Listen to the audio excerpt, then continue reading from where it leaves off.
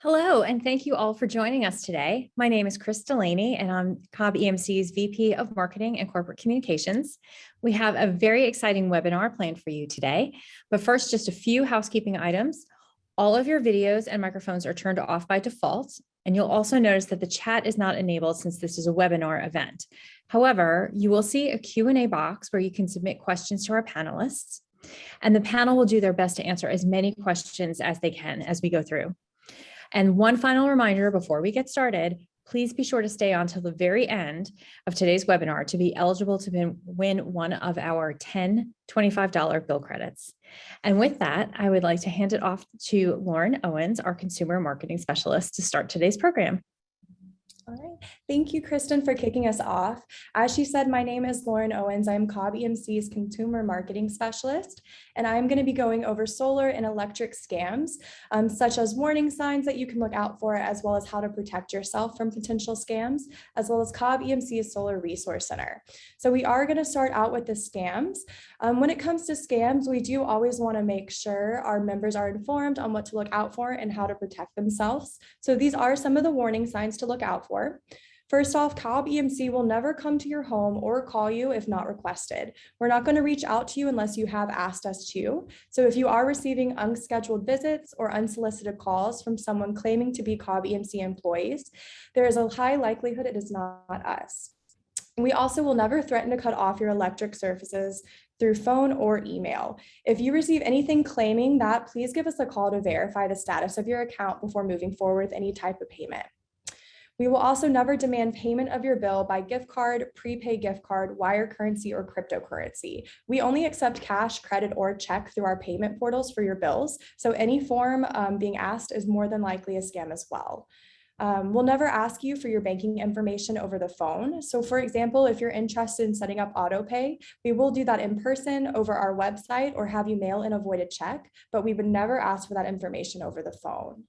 And lastly, as I said in my first point, we will never come to your home for an unsolicited equipment inspection, energy audit, or to sell you solar panels.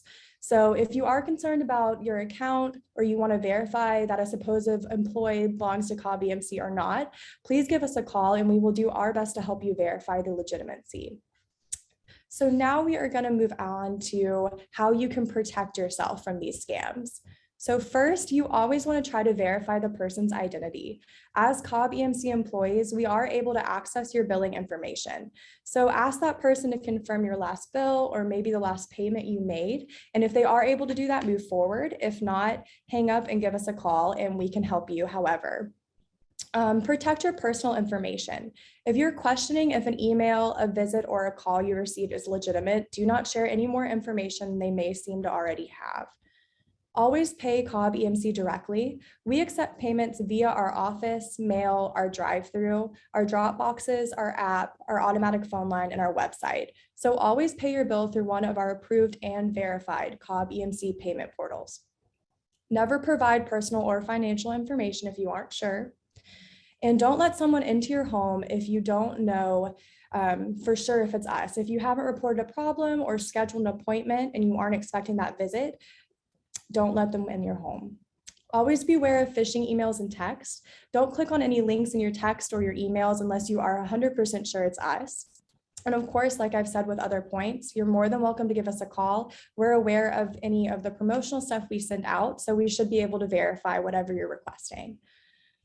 And always keep us informed by getting as much information you can, like the phone number you got the call from, the name of the representative, anything that can help us better identify the scam. So give us a call and report that. There's also other ways you can report it. You can report it to your local non-emergency telephone number, your state attorney, general's office, or the Federal Trade Commission. But always report it to us because we always want to make sure that we are protecting our members as well. So now we are going to look at our Solar Resource Center. So we have a ton of information to make sure our members are informed when potentially beginning their solar journey. So we have information available on all of the points of the solar process, such as if rooftop solar is right for you and what to consider when thinking about installing it on your home. If you are ready to install, the next steps you should follow. If rooftop solar is not a fit for you, there are other available clean energy options to consider. If you have any questions about solar, there are some FAQs to read over, as well as contact information to reach out to. We also have a list of resources to look at as well, and all of our current and renewable energy initiative and projects at COBEMC. So our solar FAQs, they do touch on some of the more popular questions and topics our members tend to be interested in. So they do cover the solar basics. They cover evaluating your home for solar, installing solar panels on Cobb EMC service lines, and solar output and maintenance for your solar panels on your home. Farther down the page, you'll find our solar resource section, which has links to Go Green Power EMC, Energy Gov, solar contractors, and they're all really good resources if you want to dive a bit deeper into solar. And we do have a few other interesting topics to read over as well on that page. So this link is going to be included in our follow-up email after the webinar, so you all will receive it. And of course, you're more than welcome to read through it and reach out to us with any questions you might have. So our next slide is actually going to be a short video on how solar works.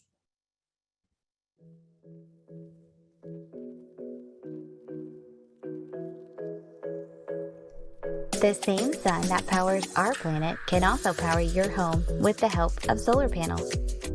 As the sun shines throughout the day, the rays are absorbed by solar panels on the roof. Solar panels are made of photovoltaic cells that convert photons or particles of sunlight into direct current electricity. The DC electricity from the solar panels travels through an inverter where it's converted into alternating current electricity. The AC current flows to the electric panel to power your home. The solar energy that you generate is measured through net metering. A net meter allows you to pull energy from the grid when you need it and credits you for excess energy that you send back to the grid. If you're considering solar for your home, call before you install. Our energy experts can help you navigate the process.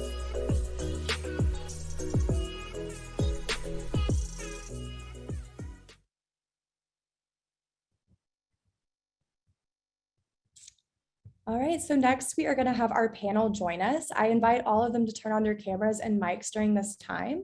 But our panel today includes Krista Williams, which is Cobb EMC's Consumer Marketing Coordinator. She'll be facilitating the discussion. And our speakers are Tim Gerald, the Vice President of Power Supply and Rates and DER Strategy at Cobb EMC, and Russell Seifert, the CEO of Creative Solar. They're going to be discussing the residential solar journey beginning to end. So Krista, whenever you're ready. Thank you, Lauren, and thank you, Tim and Russell, for joining me today. Obviously, by the response we got from this webinar, this is a very hot topic with our members, especially in these warm summer months when solar is top of mind. So between Tim and Russell, our members are in great hands today to get all the information they need if solar is something that they're thinking about for their home. So I'm going to just kind of go back and forth between you, Tim and Russell, with a few questions that came in from our members ahead of the session. And of course, we encourage our members to continue to submit questions throughout the webinar, and we'll address some additional questions live at the end of the event. So to get us started, again, everyone here today is interested in solar. So Tim, this first question is going to be for you, kind of high level. If someone is brand new to the topic of solar, where should they start? You know, what are the pros and cons, and are there different options that members should be thinking about if they're considering solar for their home?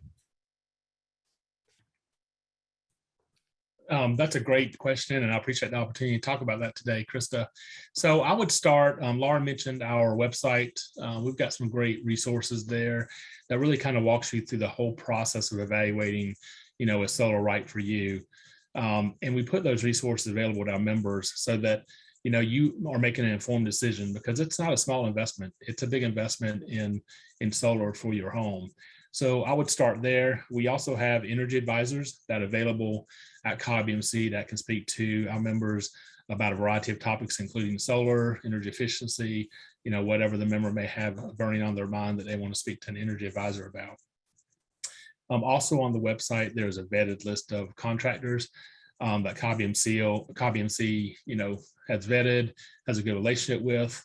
We feel like they will, you know, do what's right for our members and give them the correct information. And that's important because, you know, again, this is a big investment. We want the members to make an informed decision. And then on the pros and cons, there are pros and cons of rooftop solar. One is it can reduce your electric bill. If you're generating solar on your home, you are reducing the amount of kilowatt hours that you need, to meet your load. If electricity costs continues to rise, like it has across many utilities in the nation, it is a kind of a hedge against rising power costs once you make that investment in solar. I will say in the Southeast, it's some of the lowest electric rates in the nation. So it does make the business case for solar, a little bit more difficult as far as the payback, and we'll talk about that here in a little bit. Solar has come down in price up until kind of the supply chain issues in the last year or so. Solar, had dropped tremendously in prices over the last few years.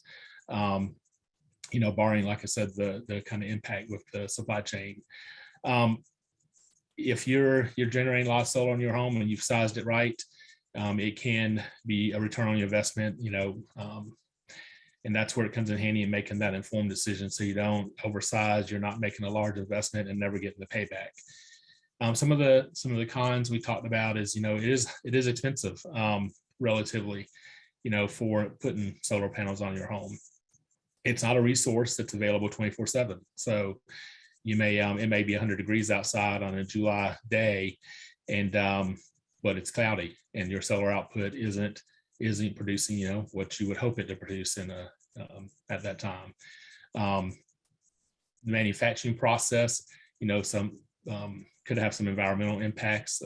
Russell and I were talking earlier today. There's recycling with the solar panels.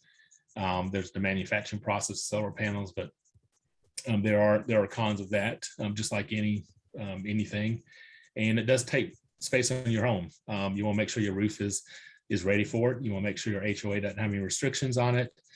So all these things you need to take into account when you're considering putting solar on the roof. We do have a program that if solar isn't right for you, you come to that conclusion. We do offer what's called green energy for a penny, where you can purchase what's called renewable energy credits, solar through renewable energy credits, and that's added on your bill, but you're getting energy through those renewable energy credits from our utility scale solar program.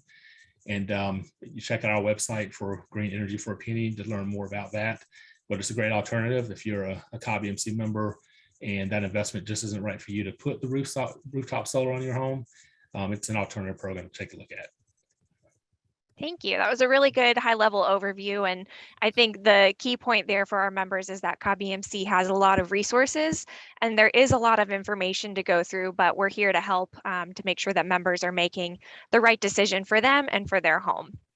So Russell, this next question is for you, more so on the installer side, since I know Lauren mentioned it, but you have your own solar company here in our area, and you are one of our approved contractors that Tim has alluded to earlier. So let's say that a member has talked to COB EMC, gone through our resources, and they've decided that solar is likely going to be a good fit for them, and they want to proceed with having that first consultation with a contractor. So what are some things that they should expect out of that consultation? What sort of information should they have handy for the types of questions that the contractor may ask them during that visit? Great question, and it's great to be here. A couple of things as a consumer, you need to have some preparation. So you want to have 12 months of your utility usage at hand to provide the solar company that you're looking at have installed the system. You want to know the age or condition of your roof if you're going to have it mounted on your roof, which is about 9 times out of 10 the situation. So those two factors are very important, number one.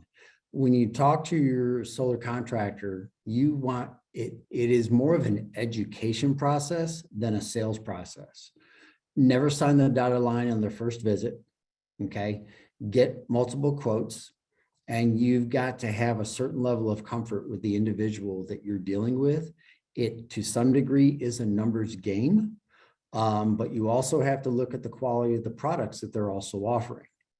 And if somebody tells you something that the other ones haven't told you that seems almost too good to be true, it probably is. You just got to do your checks and balances. And if you need to ask for referrals, absolutely ask for referrals. Is everybody perfect? Nope. Everybody's going to make mistakes once in a while. But I think the most important thing that you as a consumer need to look at it is that it's an education process. Nobody's going to be 100% off the grid. Okay. If you institute solar with batteries, you'll have really probably, depending on what your limitations are, pretty close to a zero bill, but you're going to have a bill of some sort, because first thing and foremost, your most reliable source of energy 24/7 is your local utility. Your solar and your energy storage is your primary when you have that put on. But if your batteries get drained, or it's dark at night, or you have a storm or something like that, your Cobb EMC is right there for you. So don't ever put them out of the game in any way, shape, or form. Yeah, and I think that's a great point, Russell. If it sounds too good to be true, it likely is, and an education experience above all else. Yes. One thing I wanted to add that you had mentioned about having their bills handy, just a note for our members if they didn't know this. Of course, if you have a paper bill that's sent to your home, you may have those, but if you ever need to go back and see your historical bills, you can do that online through our online account management system. Once you set up an account, you can go back and see your bills. You can also see your usage in there, so that'll be really helpful, like Russell said, as you're preparing for that first appointment with your contractor. So next, Tim, kind of along the same lines of the question for Russell, if a member's getting really serious about solar, how many quotes should they get? And what is some of the information that they need to know ahead of that appointment? Are there good questions to ask? How should they prepare?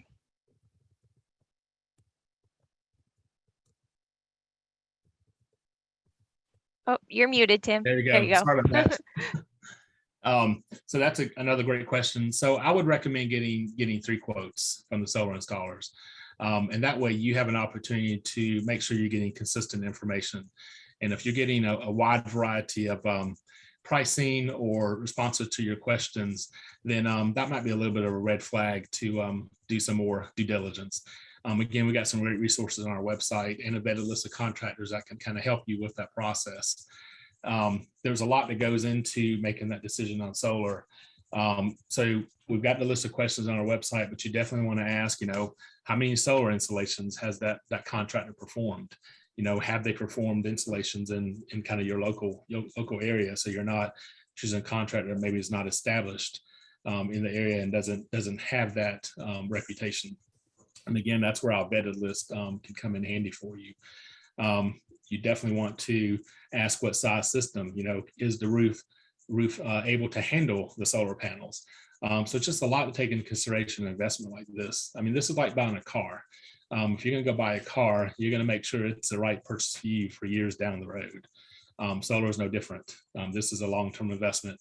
And so you want to make sure you ask all the relevant questions. And we've got some great FAQs, that you should be asking. You can speak to our energy advisors and they can help you, with what questions you should ask. And you can even bounce off what you've received with our energy advisors to see if it passes a smell test, so to speak.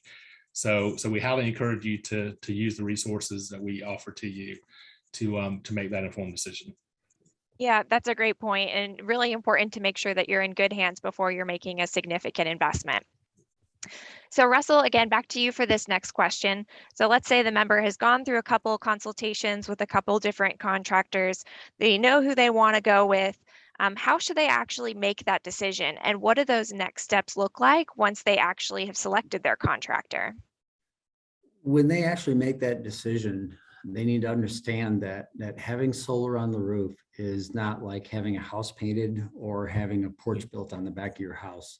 There's a lot more steps that become involved because you're dealing with multiple entities, permitting, as well as interconnection. And then you're also dealing with supply chain from the solar manufacturers that the installer is working with. Typical turnaround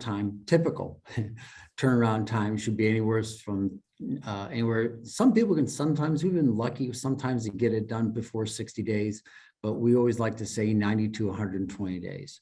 Some delays that we have run into in the last year have just been energy storage delays and solar panels. We've had just waiting for a disconnect sometimes. So that gives you an idea of time frame. What you should be prepared for is that it's not going to be on your roof in a matter of just clicking your fingers. The installation itself really should only take a day or two, but it's all the administrative paperwork that has to be done behind the scenes in order to get to that step. Your solar company that you work with, they should have somebody that's going to review with you the steps. In other words, when you get to this phase, our engineers are going to reach out to you and want to come see your house and measure out the roof. When it gets to the next phase, we're going to procure the materials. We want you to approve the design. Okay, we're going to get the permit now that everything is approved. We've procured your materials. We're going to put you in the schedule for installation, and then we'll put you in the schedule for the electrical portion of the installation. And then there's inspection. And then once it passes inspection, then there's interconnection. So I try to wind this down and recap it in a very quick minute, but you should have a good understanding of what your expectations are, and the solar company should be able to provide you with the information so that your expectations are not misled by the solar consultant when they say, oh yeah, we'll get you done in 30 days, no problem. No one can really say that because we don't have that kind of control over so many variables. I think that's really helpful to know. One, that you'll have, hopefully a good company there holding your hand through the process, but then two, kind of what to expect for that time frame. Right. One other thing I was going to see if you can touch on, Russell, is the difference between solar panels owning versus leasing, financing, tax credits. A lot of questions kind of around the cost and financing came in ahead of the webinar. So can you touch on that a little bit? Yeah, there's many other finance companies out there. We use about 3 or 4 depending on the situation. Okay, a lot of that has to do with the customer situation, the size of the system, their financial situation as well. A lot of people pay cash. Some people borrow money from their bank. We deal with Clean Energy Credit Union, which has very low rates, very low fees. So you got to be careful of all the fees. There are some finance companies out there that will tag a 35% or 20% fee on top of it. Even though the payment sounds attractive, you want to look at how much you're actually financing, because you may have a small payment versus another opportunity where you're getting told a payment that's $25 or $30 more a month, but you'll be financing it and paying it off 5 to 10 years faster than the other loan, even though it has a lower payment. So be careful and look at all the numbers and ask the consultant. And if the consultant seems to be beating around the bush and answering your question, that's a red flag. You need to be aware of that. Tax credits. So there's a 26% federal tax credit. This is not a rebate. It is not a bonus. That is a tax credit, meaning that you have to have the appetite for 26% of the cost of the system, or you can break that down over a 4-year period moving forward on your tax basis when you file your income taxes. Some utilities may offer a small rebate based on the size of the system. Some may offer a small rebate if you put energy storage, and they do that for number one, promoting it. Number two, they also ask for you working with the utility as far as for data collection, because solar is still kind of a new technology out there, and a lot of utilities are trying to understand it because they understand there is a benefit, but they're trying to make sure how it works with them and in what way that best suits them and their ratepayers. Yeah, that's all really good information to know on the tax credit, if that's something that you have availability for, and also the fees to look out to. So thank you for calling attention to both of those points for our members. So Tim, back to you for this next question. So let's say that a member has selected their contractor. Russell was talking about financing, but they have that idea of what that cost is. So how do they actually calculate that ROI, return on investment, or payback period with their solar panels? Well, I'm going to start off with it depends, and then I'm going to give you an illustration. So there is a payback on solar. It could be a few years, it could be many, many years, or it could never happen. So there's a lot that goes into that. Number one, you can reduce your monthly electric bill by putting solar on your home, and those savings add up each month. And eventually, if the system is sized right and you didn't overpay for a system, then you will get a payback at some point, years down the road. So the best way to do it is calculate work for your installer and how much electricity is going to be generated from your solar system. And you take that and you calculate that times your electric retail rate, which I said is some of the lowest in the nation in the Southeast. Cobb EMC, we happen to have the third lowest electric rates in the state of Georgia among all utilities, which is an average of 8 cents a kilowatt hour. So take that output that you expect from your solar and times your 8 cents rate, because we give you full credit for every kilowatt hour generated toward your load first. So you're reducing your load with your solar that's generated, basically at 8 cents a kilowatt hour. And you add those, calculate those savings and what your investment in the solar was. But keep in mind, when you calculate your investment in solar, you got to keep in mind too, that you may have some maintenance cost. There may be some repairs that are required down the road. And all these are conversations you need to have with the installer to make sure they're not just giving you a quote on, hey, installing the system. I mean, for 25 years, which expected life of the system, you may have to replace a panel. You may have to get some maintenance done on it. So make sure you have those conversations as well. But anyway, take the savings, and let's use, I'll give you an example. If you spent $25,000 on the rooftop solar, how long would it take to get that 25K back? Well, let's say you spent the 25K and you saved an average of $80 a month on your electric bill because of what you're generating solar. At that savings rate, just with the 25K and the kilowatt hour savings generated by your solar, it'd take 26 years to get the payback on the solar. So if your solar system generating more, or you happen to have a lower rate than 8 cents, or you spent less than 25K, then your payback would be shorter than the 26 years.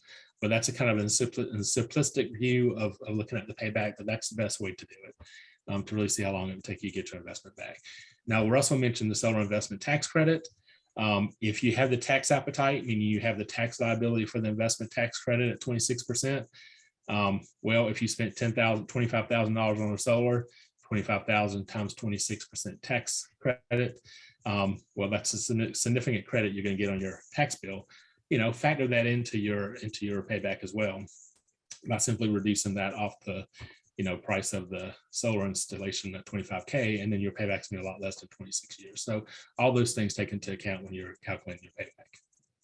Yeah, it sounds like there's a lot of factors that go into that payback. And I guess for each member, they'll have to take a look at those costs, of course, with their contractor as they're going through the process. Exactly. And our energy advisors are here as well, as mentioned, to help you, help you go through the process. And if you want kind of a second set of eyes or someone to talk to about the payback, they're here as well, along with your reputable installers. Yeah, definitely. Good to know. Russell, for the next question for you, you already touched on my supply chain question that I was going to ask. So I'm actually going to skip down in the ones I gave you ahead of this. So Tim kind of alluded to, once you have panels in, sometimes there might be maintenance. So after your panels are installed, talk to the members a little bit about the lifetime of the system. What should they expect in terms of longevity? How do they keep up with them? And what other considerations do they need to have in mind? That's a great question. And to answer that question, I'm going to give you a little background. We've been around 14 years. We've done over 1,200 installs in the state alone. And we find that some of the biggest issues are very small ones, which primarily they have to do with people resetting their router or their router, or putting a new password on their Wi-Fi at their home, and they can't see their system and they freak out, and then they call us. The first thing to always do is check your wireless communication system, because 99% of the customers look at their system on a daily basis on their mobile phone. There's apps for them. That's one thing. Secondly, the majority of the products come with a very long warranty, but every once in a while there's a hiccup, something that's caused the system not to function correctly.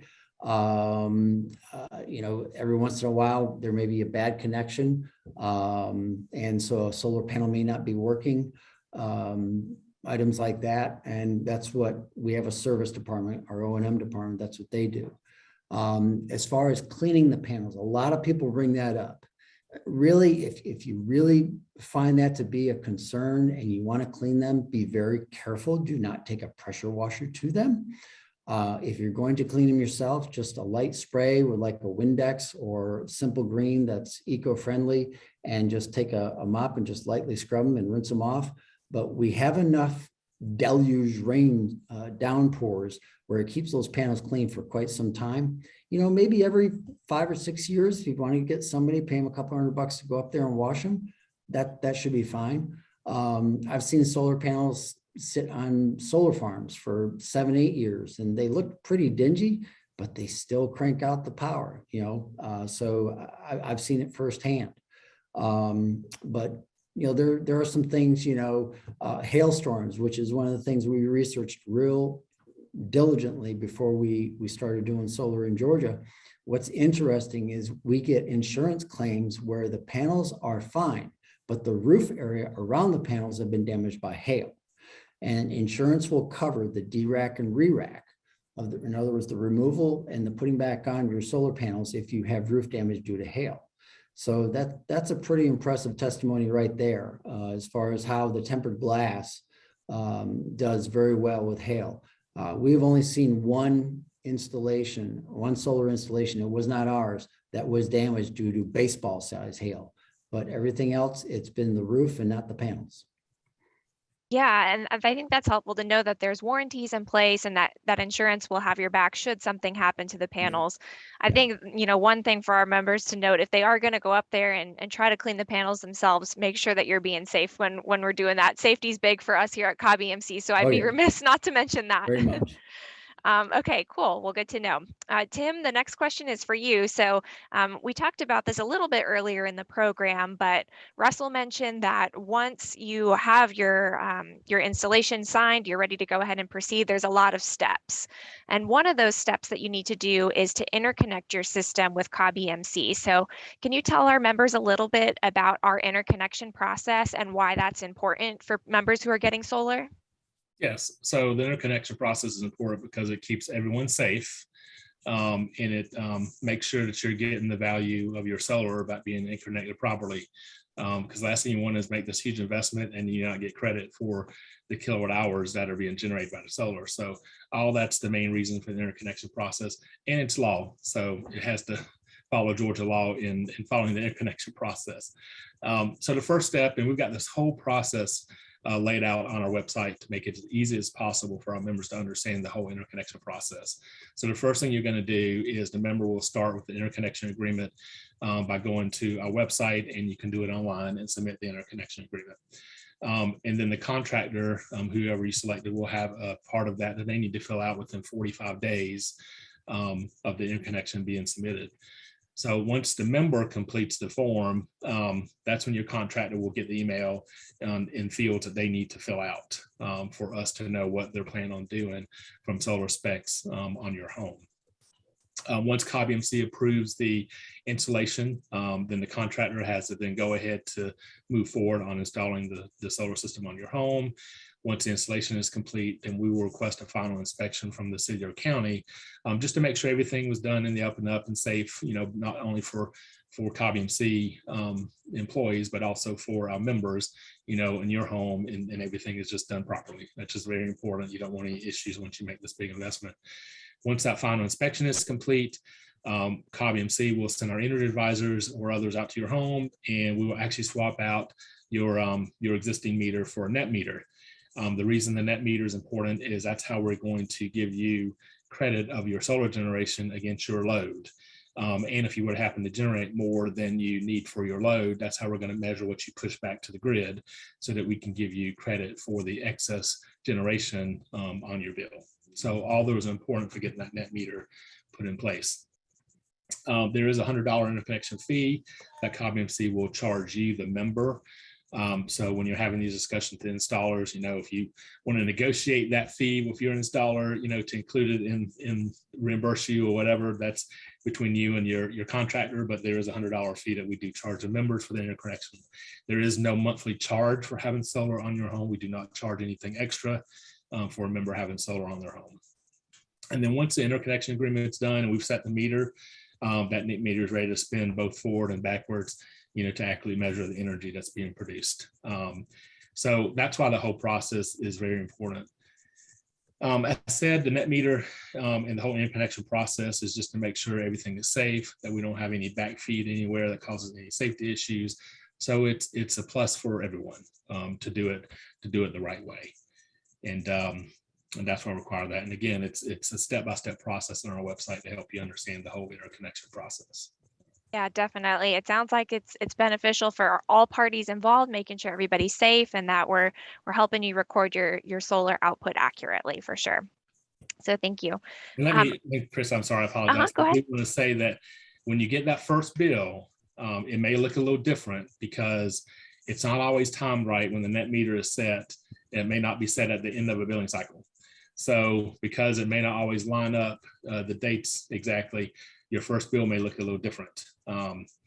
So just be patient. Your second or third bill definitely will look more normal, but don't get discouraged in any way if that first bill looks a little different. It's just a timing thing from when the net meter is set and your billing cycle ends. That's a great point. I think that's actually one of our most frequently asked questions from our solar members. Russell, you had something to add to that? If I could add something, when people get a solar installation put on it and you look at your first month, don't freak out. You've got to look at what happens 1 month. It may be inclement weather in relation to the year prior, et cetera. You got to wait and look at least a whole year, if not 2 years, to see in relation to what your total offset and look at what all the energy production is. And you have to be patient on that. And that's the one thing is that, you know, we'll have customers. My May was down 250 kilowatts. What's going on?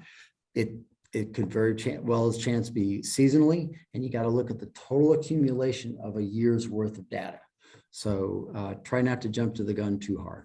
Yeah, I think that's a great point, Russell, because we do get questions from members, and we tell them the same thing, that you can't really look at just 1 month because every month is different, right? The weather can be very different a month to the next, so you kind of got to give it time and look over a longer period of time.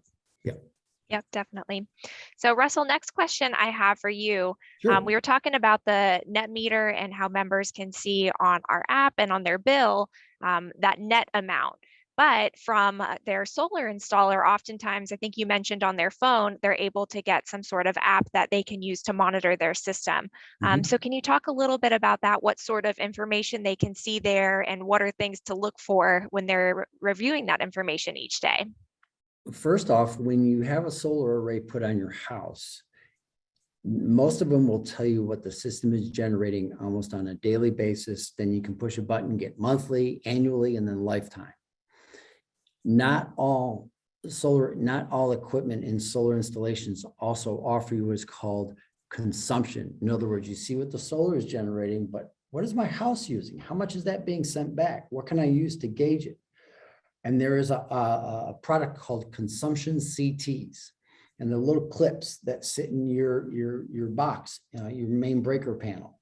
And you have to make sure, if they're not offered to you, make sure to ask for them. And what it does, when you see a graph on your app, the green or blue will be all solar, and then you'll see a yellow or an orange that'll go below the line and show where you're consuming at the same time.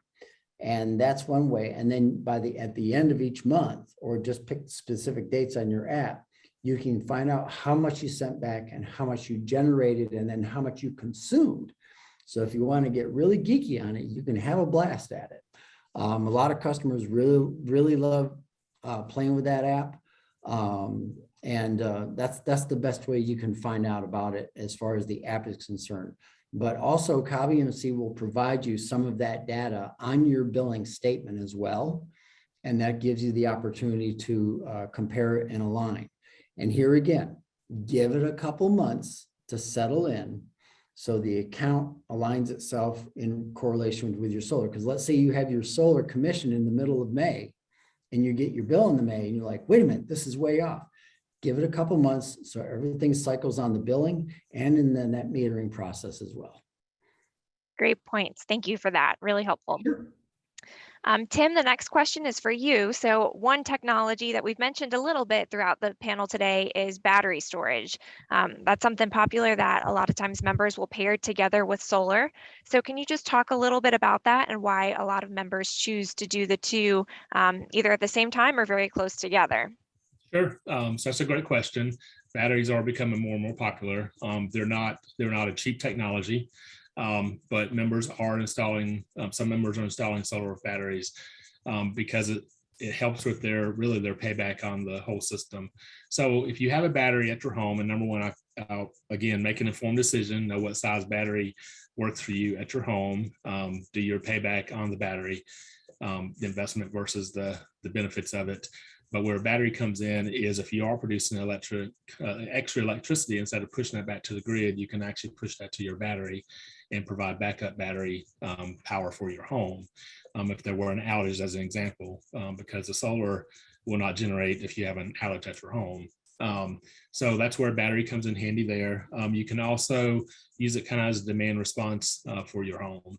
If you're charging the battery, let's say in the off peak, and you're discharging the battery during the on peak when it's hot and your air conditioning is set at about 72, you can discharge from your battery. If for some reason maybe the solar is not generating as much that day, or for whatever reason, you've got that backup system that you can use as demand response for your home. So it has a lot of factors, a lot of benefits if you want to integrate it with solar. Again, you want to evaluate the cost of the battery, versus the value it brings to your system before making that investment. But it does integrate well with a solar system. Yeah, I think that's helpful to know the benefits. And then of course, like you said, there is a cost to it, but to know that it can be an option for members looking at solar for sure. So I have one more question for each of you before we open it up to the audience Q&A, and there has been a lot coming in, so we may not get to all of them, but we'll do our best. I'm going to just have each of you just kind of do some concluding thoughts. If there's, one thing that you want members to know, Russell, from your standpoint as the owner of a solar company, and then Tim, from your standpoint working here at Cobb EMC, what do you want members to know about rooftop solar if they remember nothing else from this webinar? So Russell, I'll go to you first. Ask lots of questions. Okay. Ask as many questions as you can think of that you read about. And then after the consultant leaves and you talk to somebody else and you have more questions, ask them. If you don't like the answer, or you feel you're getting the runaround, that's a red flag. But more or less than anything is you should be able to ask questions. And if you don't think you got the right answer, ask the question again or in a different manner. And if you're still not pleased with the answer yet, that's a tough call. But it should be an education process, not a selling process. It should be an education process, because once you lay everything all out, it really is. It's kind of a no-brainer. It makes solar sense, as we call it. But just ask all kinds of questions, and remember, there's no stupid question. Yes, that old adage from school is very true in this scenario. Yep. Tim, what about you? Yeah, I couldn't echo that any stronger to what Russell said. Be informed. Ask the right questions, get all the information that you need to make an informed decision. Because at the end of the day, it's your money that you're investing in this project of solar panels on your home. So again, you wouldn't go and make a car purchase without knowing what you're buying and have done some research on it. The same goes with solar. So, encourage members to use our resources that's available on our website, reach out to our energy advisors. There are some great reputable installers out there that we have a great relationship with and, have vetted, Russell and Creative Solar being one of those. We've had a good relationship for many years. And, I encourage you to do your research on the installer, to make sure that you are getting someone that you can trust the information they're giving, but to always live by, trust but verify. And one of the ways to do that is ask the right questions. So that's one thing we want as a co-op, a member-owned co-op for our members, is them not make a mistake when they make such a large investment, and know what you're getting into and know what to expect once you do make that investment. Yep. So it sounds like from both of you, number one thing, just be an informed consumer and ask a lot of questions. So speaking of which, we have a lot of questions. So I'm going to go ahead and start sending these to you both kind of rapid fire. So Tim, the first one is going to be for you. One of our members was asking, is there a cap on how much energy I can send back to the grid each month? There is not. The way we do it, if you generate more on a monthly case than what you need for your load, we'll give you what's called avoided cost back for any kilowatt hour that you generate from that excess solar. Okay. Russell, this one is for you. So I know you talked a little bit about hail and the fact that insurance would cover that, but are there any issues with Georgia's weather that could jeopardize solar? Not necessarily the panels themselves, but does weather impact the output? Maybe talk a little bit about that.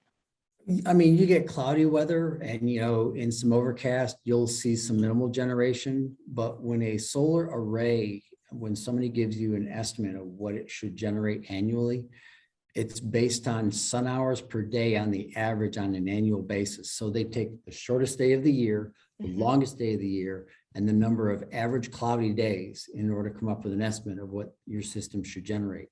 So you should not have an anomaly. Now, the only times that we have seen some things happen is where we get a phone call, people say the system is not generating correctly. We find out if we installed it, we did not.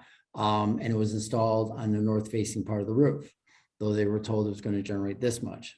There's enough software out there that should tell you even the pitch of your own roof and should tell you, what you should expect. But other than that, there should not be any unique anomalies. One thing that I think people need to really understand and listen real closely, if you have solar on your roof and the grid goes down, your solar goes down. Unless you have energy storage. There is still some information out there where you're being told if you have solar on the roof and the grid goes down, you got power. Not the case. There are some technologies out there that can minimize that, but really, unless you have energy storage, if the grid goes down, then you have backup power, temporary backup power.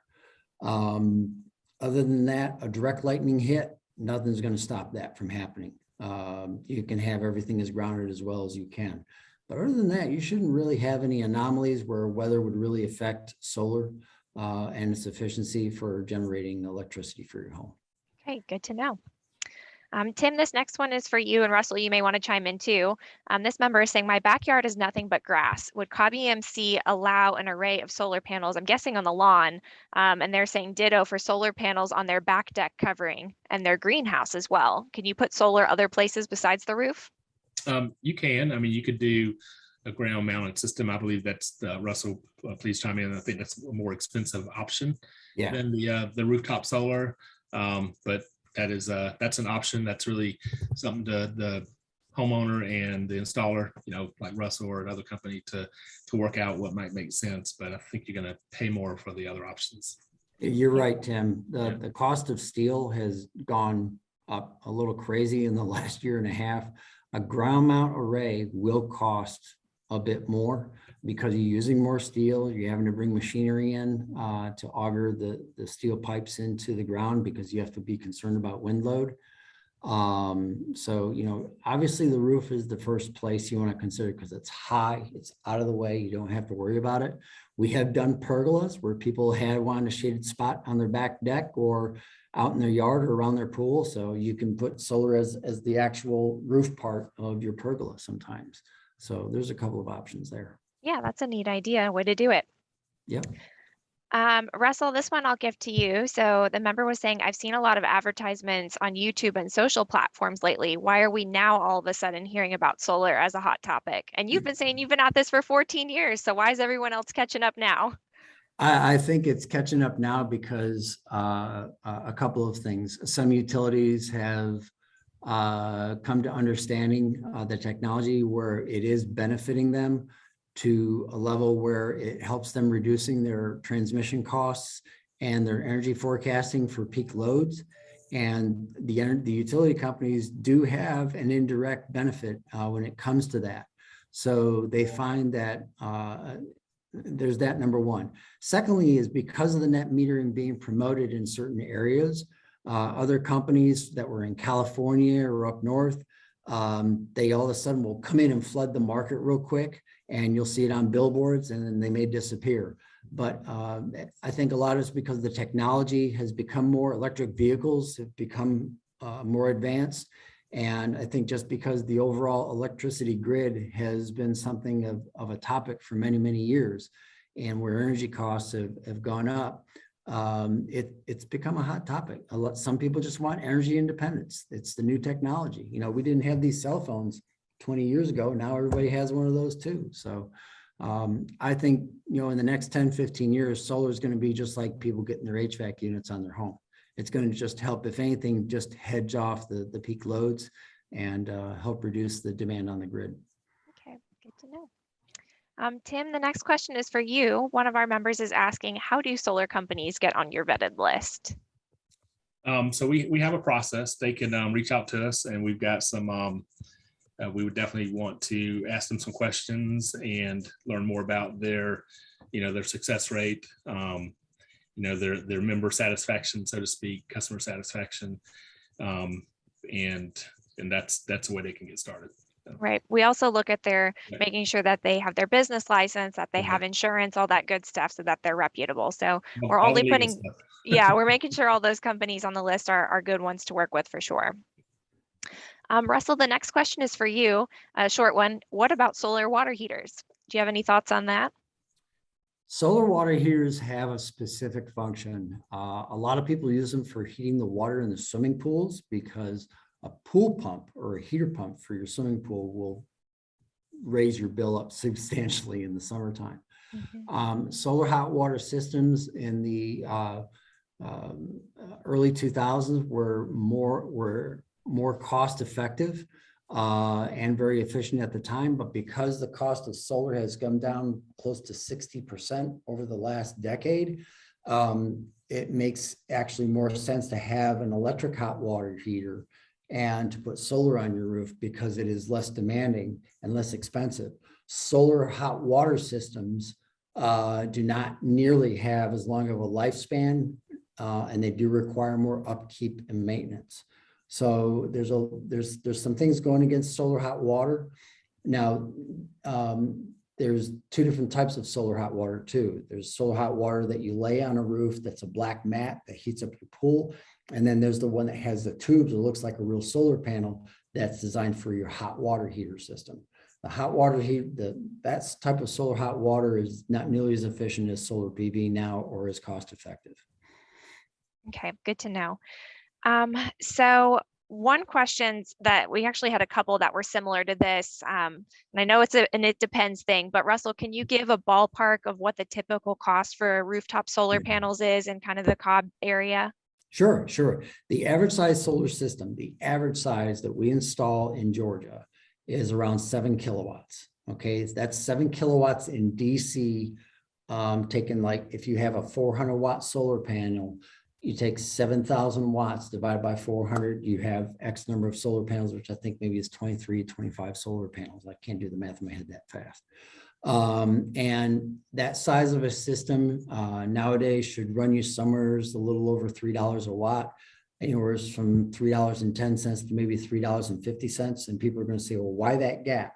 Well, it depends on the complexity of your roof, the products that you're going to use, as far as the solar, the solar panels and the type of inverters that convert your electricity. And it also may be just the permitting and items of that nature. But that you'll have a little bit of a price variance in that way. And sometimes people want to upgrade to the newest and greatest solar panel versus the general mainstream panel that may be not as efficient, or that's been kind of the one in the main market. Okay, yep. That's good to have kind of a general range to be on the lookout for. So I may not have answered that question totally, but if somebody says a 7 kilowatt system, you're probably talking around $22,000 to $23,000. Right. Okay.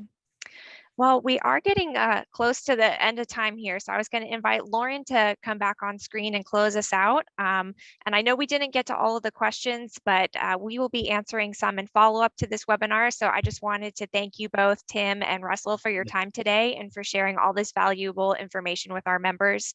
As we've talked about, it's a hot topic right now, and I know that the information is very much appreciated. So thank you. Thank you. Pleasure. All right, Lauren, the floor is yours. Thank you. So once again, I do want to thank you all for being part of our webinar today, thanking our panelists for the great conversation and all of our audience for joining us. If you still are on the webcast, you are eligible for today's drawing. We are going to be picking 10 members at random who will win a $25 bill credit.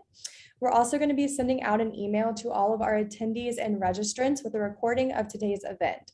Also several solar resources and a brief survey as well. In that email, we'll also let you know if you are or are not a winner of the Bell credit. But we also just want to thank you once again for joining us today, and we hope you all have a great afternoon. Thank you.